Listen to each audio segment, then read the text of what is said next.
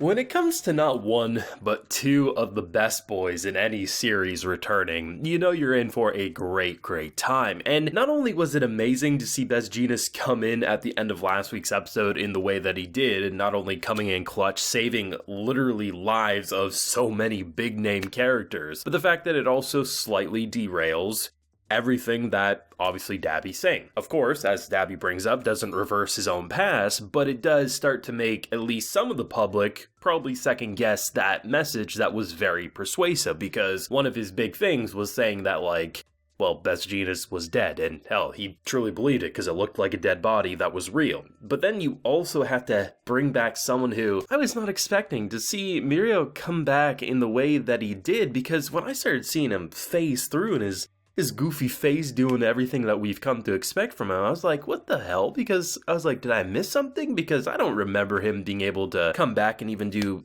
anything like that. But then to see the flashback with Ari and how for months she was basically doing her ability on just like insects, lizards, things like that, just to see if her reversal could work in a safe way. And even though he does admit that he's not 100%, he can't be exactly who he was before, we see the difference. And I love the fact that after his amazing return, all he can do is just scream help with the dramatic like superhero font. It was absolutely perfect. Now I do have full live reaction available on the Patreon if you're interested, of course, so consider checking that out if you so wish. But let's talk about this episode, because I think what this episode, and I think this arc of My Hero has done such an exceptional job at, is that it definitely shows you stakes. It shows you characters seemingly dying and characters losing their quirks. And yes, it does show you that characters can be saved, that Deku's arms will probably be okay once we do get him healed up, and whether that's Aries reversal, which probably is the likely bet given that the nurse who typically heals his arms has said, like, you keep doing this, even I won't be able to do it.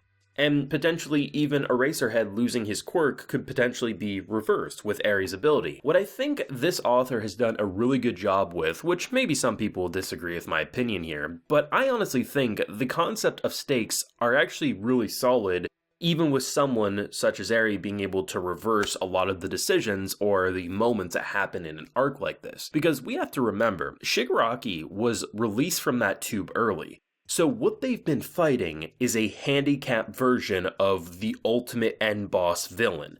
That really is what we've been fighting. So as I've been saying over these videos, when round 2 happens, even say they capture him in this moment, which I'm still expecting some form of retreat. Do I know how? No, but do I expect a retreat? Yes. But even let's just say they imprison him after the end of this, right? Round 2 is going to happen. I just don't see how you replace Shigaraki as the final villain of this story, especially when his entire purpose is to bring down Hero Society. He's the absolute perfect antagonist for an arc like this. So let's just say whether he retreats or he gets imprisoned, round 2 will eventually happen in terms of this final conflict, and potentially around 3, 4, who knows how much. And when that happens, he'll be more powerful. He'll be more recharged. He won't be at a disadvantage. Most of this fight, he literally was quirkless. That was how he was kicking people's ass. So let's imagine Deku comes back 100%, Eraserhead comes back 100%. But then again, when we look at Lemillion, obviously he's not 100%, so Eraserhead, let's say he comes back 70%, right?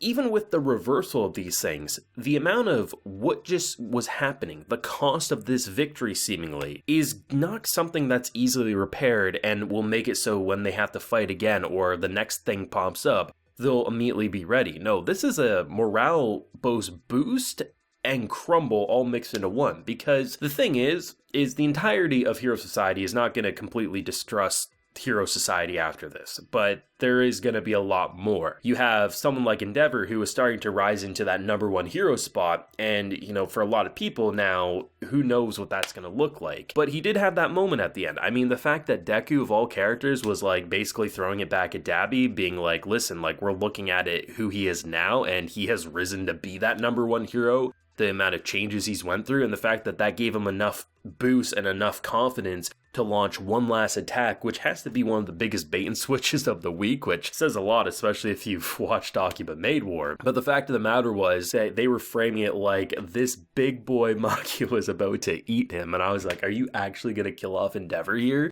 But the fact that the sleeping agent that they threw in 3-4 episodes back, which seemingly I thought did nothing. The fact that he was in such a rampage that it took that long to kick in, and that one knockout blow was enough for the kind of combo double whammy of enough to startle him and then to let the effects take hold. But such a brilliant bait and switch, because they really framed it like Endeavor was about to get swallowed there. And just to see like the back and forth and how, rather than it being Deku just powering up or Endeavor powering up, one character being the key, the whole point of this, which is why I think the recap at the beginning was actually really effective, was it was a teamwork effort. I usually wouldn't be someone to say, damn, the recap in a My Hero episode, that was amazing. But I have to hand it, not only has this season been a lot better with recap than prior seasons, the fact that for a minute and a half you show all the key moments from every key player that has had a major role in this arc, the fact that all of those moments built up to seemingly this moment, that's what I really like, is that large and small, everyone had a moment or something to basically build into the grand punchline. And as Best Jeanist, I think, was the one to say it at the end, he doesn't know who did it, but whoever just did is the reason why this can all happen, because Magi is literally a walking apocalypse. Like, literally the only reason that this boy didn't go down that entire time is he's built on orders. It's not even like he's a character, he's a weapon, right? The fact that Magi, if given an order, destroy them all or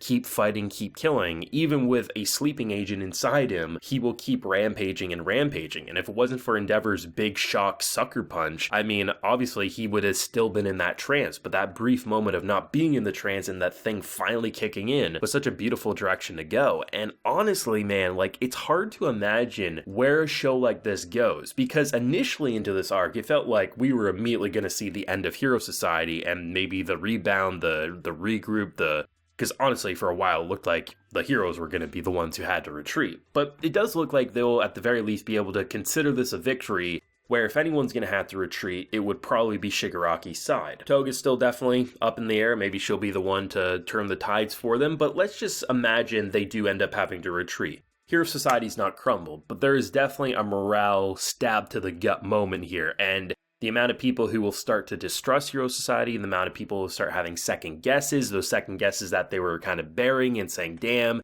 we don't need All Might anymore, maybe Endeavor is the one, those are going to start getting brought up. And even imagining everyone getting healed or reversed and having everything back, it doesn't change the fact that we have to keep it in the front of our mind, not even the back of our mind. This was Shigaraki not fully cooked. This was Shigaraki with most of the fight fighting quirkless, and he's someone who's going to learn from this. You throw him in prison, chain him up, lock him behind every door imaginable. The boy's getting out someday, and when he does, he's not going to let Eraserhead erase his quirk. He's going to make sure that's the first one to go, right? So everything about this, it's a victory, but it makes the future more frightening, because if you can't deal with him here, like fully deal with him, like kill him, because there's no imprisoning here. If you can't kill this boy, you guys are beyond screwed. But then again, they're probably looking at his master saying, well, we've kept him in prison, so that's probably okay. But we know as an anime watcher the type of bullshit that will pop up. And that's what I really like about an episode and an arc like this, because for 12 weeks, it's not that it's been non-stop action, it's because every character has had a moment of some sorts to make it feel like this is a living and breathing world full of heroes. And rather than it being the Deku show or the Todoroki show, it felt like this was everyone commanding the ship at a different point. And I mean, it still very much looks like Midnight's dead. I remember I said that when she initially seemingly got killed, but I mean, we're seeing a lot of bodies being taken off.